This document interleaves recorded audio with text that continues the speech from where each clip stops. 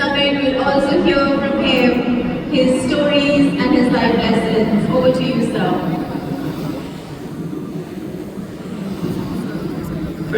Viru, thank you for coming.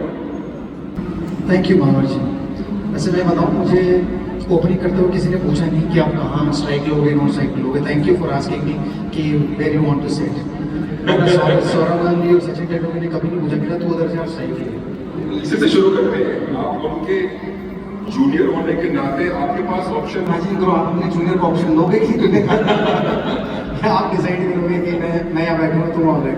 I think क्योंकि मैं जब आया टीम में तो वो 10-10, 15-15 साल से खेल रहे थे, तो देयर वाज नो आस्किंग कि भाई मैं इधर जाऊँगा उधर जाऊँगा। But sometimes Sachin Tendulkar, Sourav Ganguly gave me the option, specially captain Sourav Ganguly ने। क्योंकि ट्रू लीडर क्या होता है? ट्रू लीडर ये होता है कि जो अपने टीममेट्स को समझे, उनकी प्रॉब्लम को समझे। तो सौरव गांगुली जब होते थे तो उन्होंने बहुत बारी स्ट्राइक ली, लेकिन जब तेंदुलकर होते थे तो उन्होंने स्ट्राइक 1 या 2 बार ही ली बस, जब मेरे रन नहीं बन होते तभी। Otherwise most of the time मैंने ही स्ट्राइक ली है, और ये हमारी अंडरस्टैंडिंग भी बन गई बात। दैट कमराडरी एब्सोल्युटली शोज कि टीम में जो आप लोगों के आपस में प्यार और ट्रस्ट था, उसी कारण से हम जीत पाए। बिल्कुल, सौरव गांगुली कैप्टन होने का ये फायदा हुआ हमें एक्चुअली, क्योंकि उससे पहले कैप्टन होते थे ना, आप बहुत शाय होते थे कि कैप्टन के पास जाओगे, पूछोगे, पता नहीं कैप्टन गुस्सा ना हो जाए, टीम से ना निकाल दे। बट सौरव गांगुली के साथ ऐसा नहीं था, क्योंकि मैंने हमारी टीम में उस समय जो थे सचिन तेंदुलकर, सौरव गांगुली, सहवाग, द्रविड़, लक्ष्मण, कुंबले, श्रीनाथ, नेहरा, जहीर खान, एक बंदा ऐसा नहीं देखा जिसने कप्तान को गाली ना दी उस टाइम।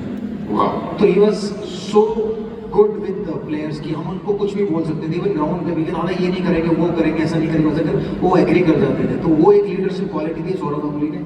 और सौरव गांगुली पहले कप्तान थे 99 में, और 2000 में एक मैच फिक्सिंग स्कैंडल आया था जी। तो उसके बाद उन्होंने कैप्टनसी टेक ओवर की थी, और फिर उसके बाद उन्होंने नई टीम बनाई थी।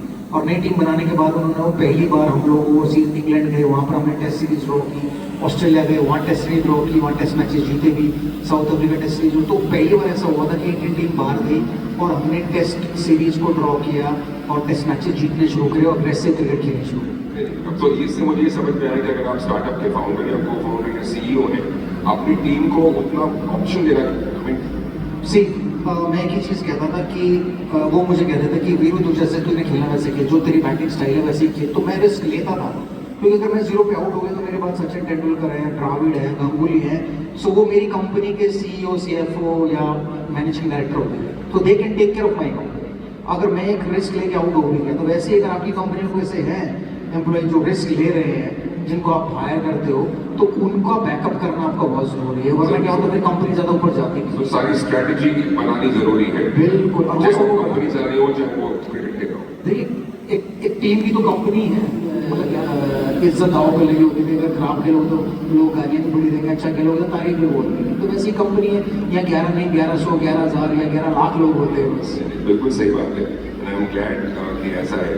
तो इस टीम में और इसमें क्या कंपटीशन की स्टार्टअप में बहुत होती है, और राइवलरी भी बहुत होती है, गुस्सा भी होता है। इंडिया पाकिस्तान का भी राइवलरी और जग जाहिर है।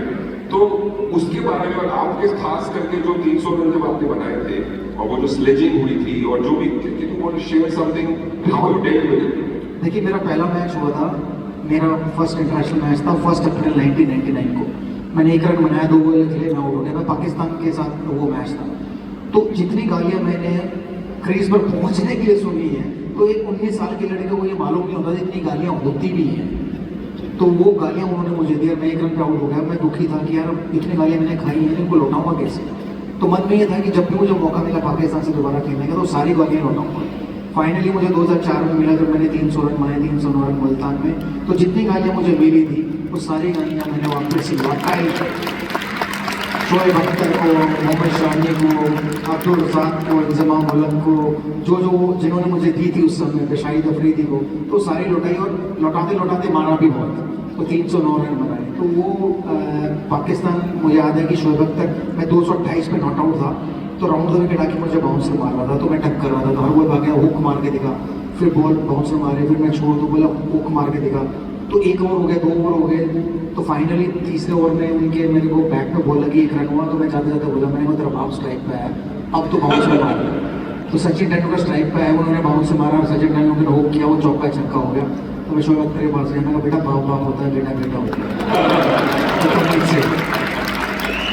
तो उसके बाद वो बड़ी फेमस हो गई वो लाइन, बाप बाप होता है बेटा बेटा। तो जब भी इंडिया पाकिस्तान मैच होता है तो कोई ना कोई ये कहानी जरूर सुनाता है पाकिस्तानियों को कि बाप बाप होता है बेटा बेटा होता है। I mean, see, we always love you on the pitch. आप जिस तरह से बेबाक तरीके से कहते हैं, कॉन्वर्सेशन भी आपकी एकदम दिल से बेबाक होती है। बट कई चीज़ें होती हैं आपको गाली देने की जरूरत नहीं थी, कुछ ऐसा बोल दो जिससे वो स्लेज के तौर पर ही काम करे। तो मैंने गालियाँ तो कम दी लेकिन ये ऐसी स्लेजिंग कर दी ये सब बोल कर कि तब पाकिस्तानी बेचारे चुप हो गए। फिर उसके बाद से इंजमा मुल्क ने बोलना शुरू कर दिया कि सवाल को तंग मत करो, क्योंकि अगर ये तंग हुआ तो हम तंग ज़्यादा होंगे। क्योंकि 309 मैंने उनके खिलाफ बनाया, 254 उनके खिलाफ बनाया, 201, 195, 169, बहुत बड़े बड़े स्कोर पाकिस्तान। इस सब स्लेजिंग में और गाली गलौज में